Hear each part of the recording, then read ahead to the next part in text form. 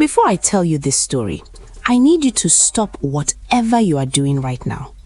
Close every other tab. Put down your phone or pick it up closer, because what I'm about to tell you is the kind of story that will make you question every smile you've ever trusted, every God bless you you've ever received from a man standing behind a pulpit. This is not fiction. This is Ajobo village, deep inside Oyo State, Nigeria, where the red dust roads don't have names, where electricity comes only when it feels like it, and where the people's only hope was a man named Pastor Tunde. They called him Olorunfunwa, the one God gave us. They washed his feet. They named their children after him. They starved themselves to fill his offering basket. And his wife, Toyin, a woman so gentle she wouldn't even raise her voice at a chicken, she loved him. She loved him the way only a foolish, trusting, pure-hearted woman can love a wolf in a white agbada. But here is what nobody in that village knew. The same hands Pastor Tunde raised to heaven every Sunday morning were the same hands destroying his own family in the dark. And his son, little Emeka, that innocent boy in the wheelchair that the whole village pitied and prayed for every service, his father put him there. By the time you finish this story, you will never look at a churchman the same way again. You will learn how the devil doesn't always come with horns and fire. Sometimes he comes with a Bible, a deep voice, and a white smile that the whole village falls in love with. Stay with me, because this story doesn't end where you think it ends. Inside life. Tunde Adeyemo arrived in Ajobo village in 2009. Nobody sent for him. Nobody knew him. He simply appeared one Harmattan morning, carrying nothing but a worn leather Bible, a pressed white kaftan, and a smile so warm it could melt palm oil in December. He said God directed him there. The village was broken at the time. The old herbalist who used to settle disputes had died. 3 harvests in a row had failed. 2 young men had drowned in the river the same week. The people of Ajobo were desperate, and desperate people will hold on to anything that looks like hope. Tunde held a 3-day vigil under the mango tree at the center of the village. He prayed with a fire nobody had ever seen.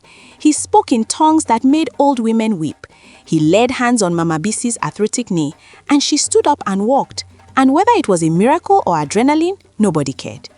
By the 3rd day, the people of Ajobo had made their decision. This man was sent from heaven.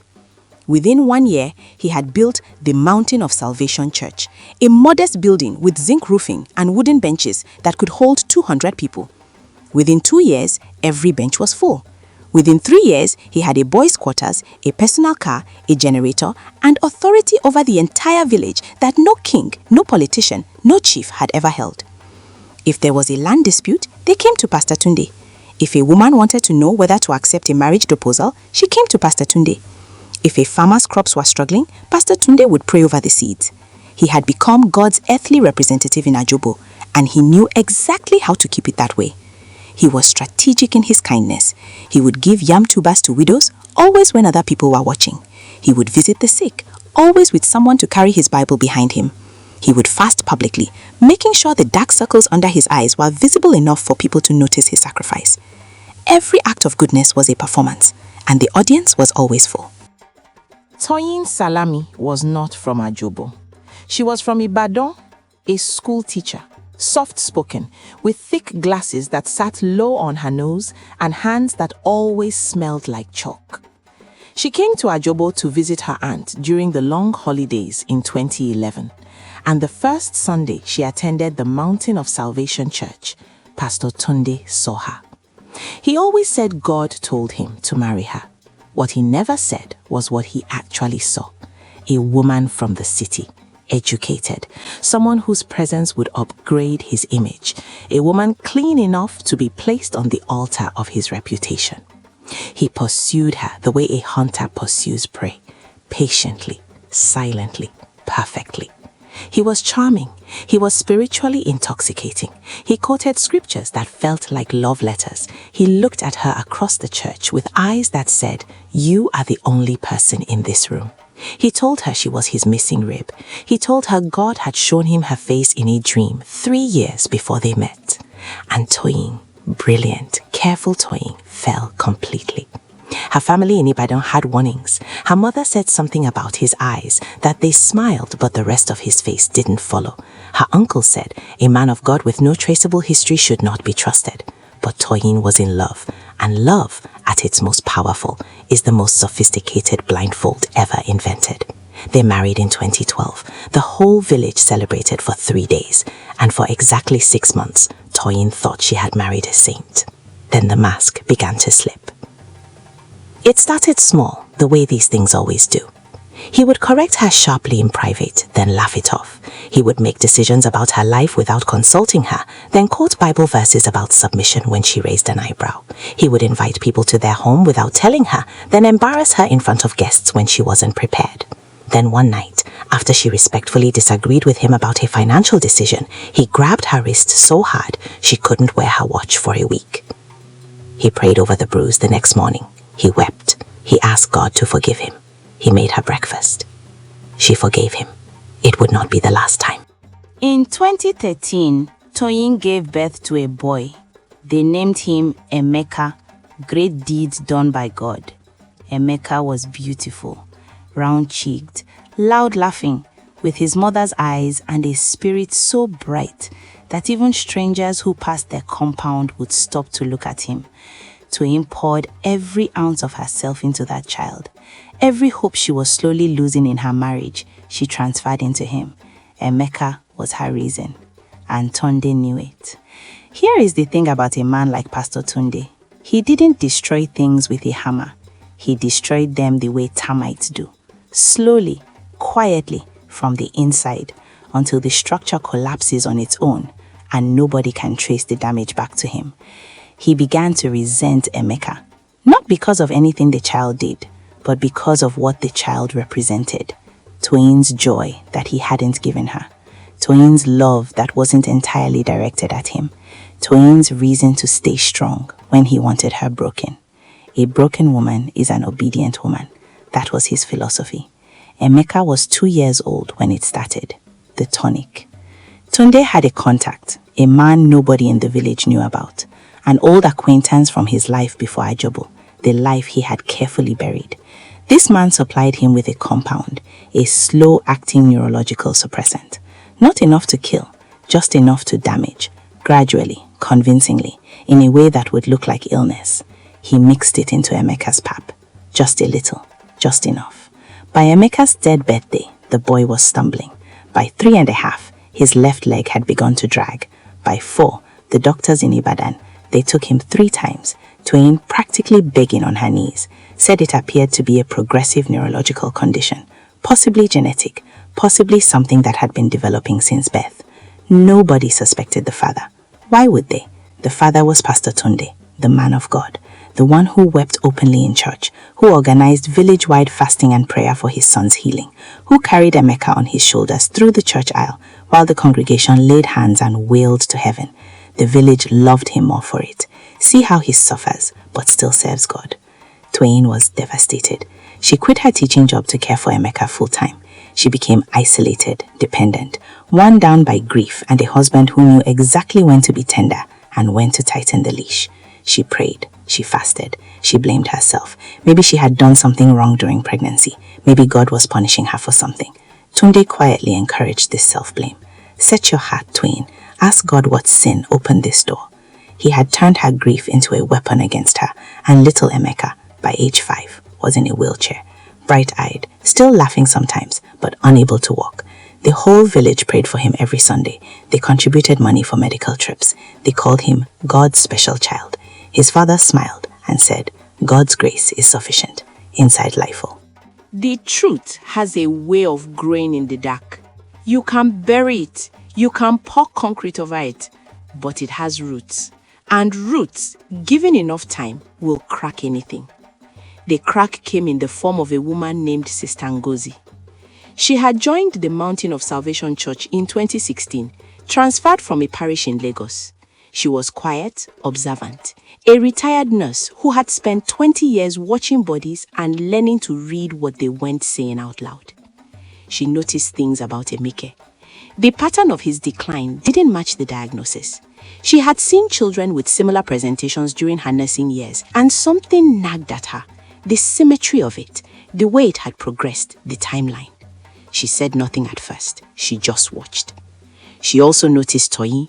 Not the Toyin the village saw, the pastor's long-suffering wife, prayer warrior, faithful servant. She noticed the Toyin who flinched slightly when Tunde walked into a room.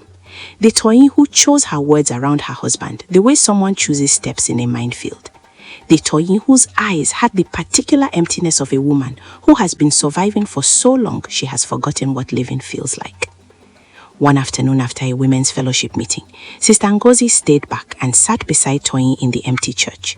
She didn't ask questions. She simply said, "I see you. Not the pastor's wife, you.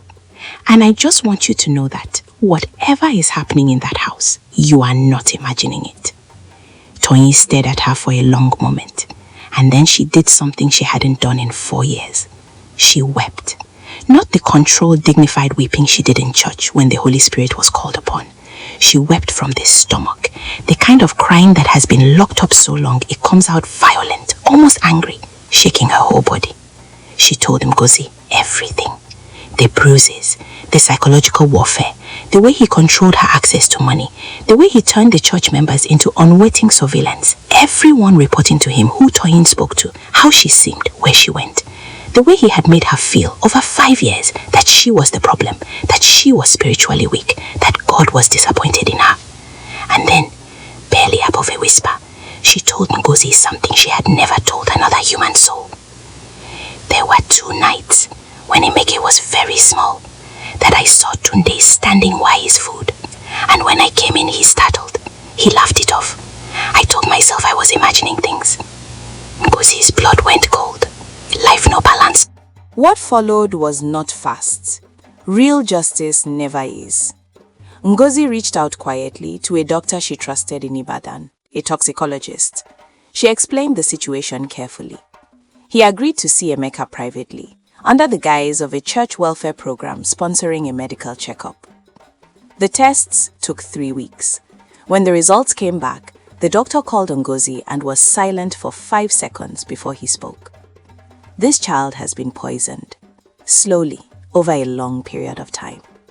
The compound in his system, it's not naturally occurring. Someone put this in him deliberately. The report was taken to the police in Oyo. Ngozi had also quietly, carefully, begun speaking to 2 other women in the church who she suspected had their own stories. Both of them did. Financial exploitation, manipulation. One woman had been blackmailed into giving Tunde access to her late husband's land. All of it hidden behind a curtain of scripture and sanctimony. The Sunday they came for him was a regular service day.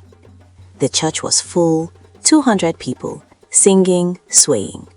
Pastor Tunde was at the altar in his finest white agbada, mid-sermon, voice thundering about the enemies that hide in plain sight. And the irony of that sentence would later make people shudder. The police vehicles pulled up outside. He saw them through the window before anyone else did. And for just a moment, just one unguarded, naked moment, the mask fell completely. His face went blank, then grey. Then something that the front row members who are watching closely would later describe as terror. Pure, unperformed, animal terror. The kind of terror that only a guilty man feels. They arrested him at the altar, in front of everyone he had deceived, in front of the village that had fed him their faith for 7 years, in front of his wife, who stood in the 3rd row holding Emeka in her lap and did not cry. She had no tears left for him. She had used them all up on the wrong things for too long.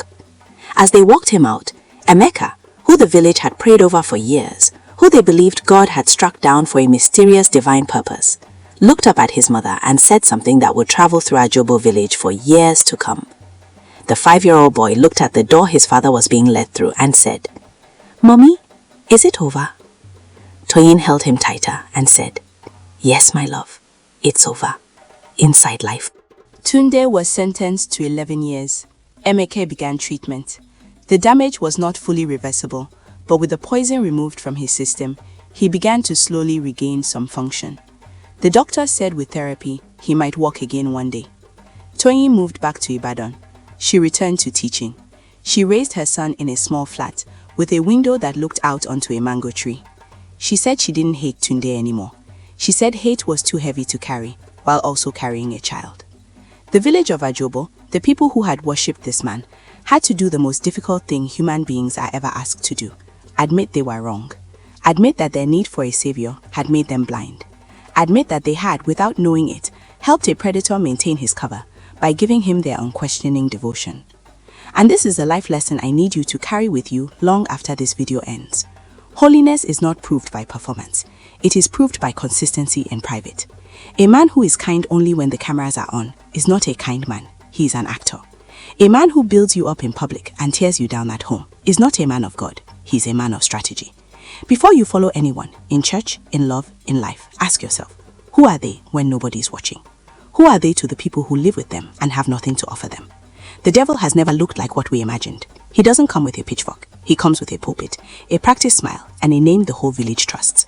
Watch who you worship. Watch who you marry. And above all, never ever confuse a title with a character. Things they happen inside life. If this story moved you, share it with someone who needs to hear it. Not because of the views, but because somewhere out there is a Toyin who doesn't yet know she deserves better. And maybe this story is the crack that lets the light in. Like, subscribe, and come back for more stories. Bye-bye.